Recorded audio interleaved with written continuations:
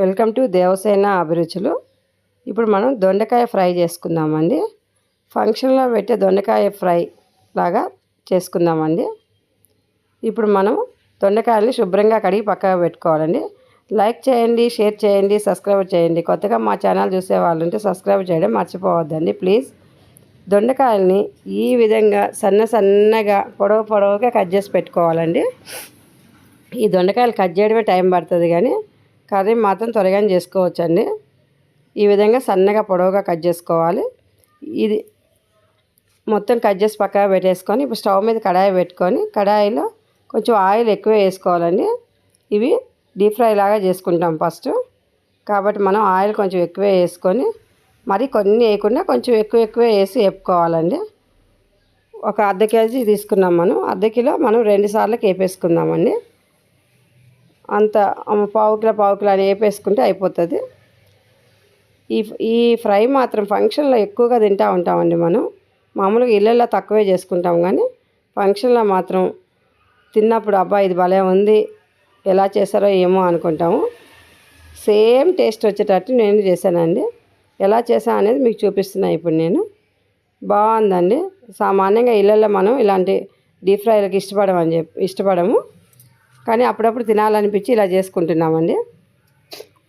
ఇప్పుడు మనం దొండకాయలు బాగా వేగిపోయి తీసేద్దామండి. తీసేసి ఇప్పుడు కొన్ని పల్లీలు, దొండకాయలు వేపిన ఆయిల్లోనే పల్లీలు వేసుకొని, పల్లీలు కూడా బాగా వేగేటట్టు తీసేసేయాలండి. ఇప్పుడు ఆయిల్ అంతా పక్కకు పోసేసి ఖాళీ కడాయిలోనే మనం దొండకాయలు పల్లీలు 2 వేసేసి కొంచెం కరివేపాకు వేసేసి వేపుకుందామండి. చూడండి, ఈ విధంగా బాగా వేపుకోవాలి. ఇప్పుడు మనం కొంచెం సాల్ట్ వేసుకుందాము.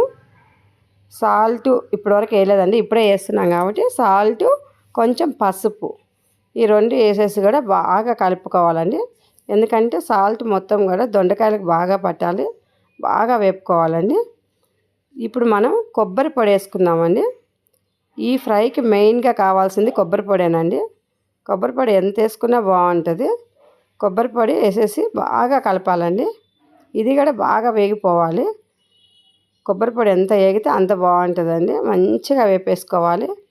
చూడండి, ఆయిల్ అనేది అస్సలు లేదు. చూడండి, మనం డీప్ ఫ్రై చేసుకున్నా కానీ ఆయిల్ మాత్రం పట్టుకోదు. ఇది మసాలా కారం అండి. ఇది మసాలా పొడి వేసుకుంటున్నాం. ఫ్రై మసాలా వేసుకుంటున్నామండి. ఇది ఎలా చేయాలో నేను మళ్ళీ మీకు చెప్తానండి.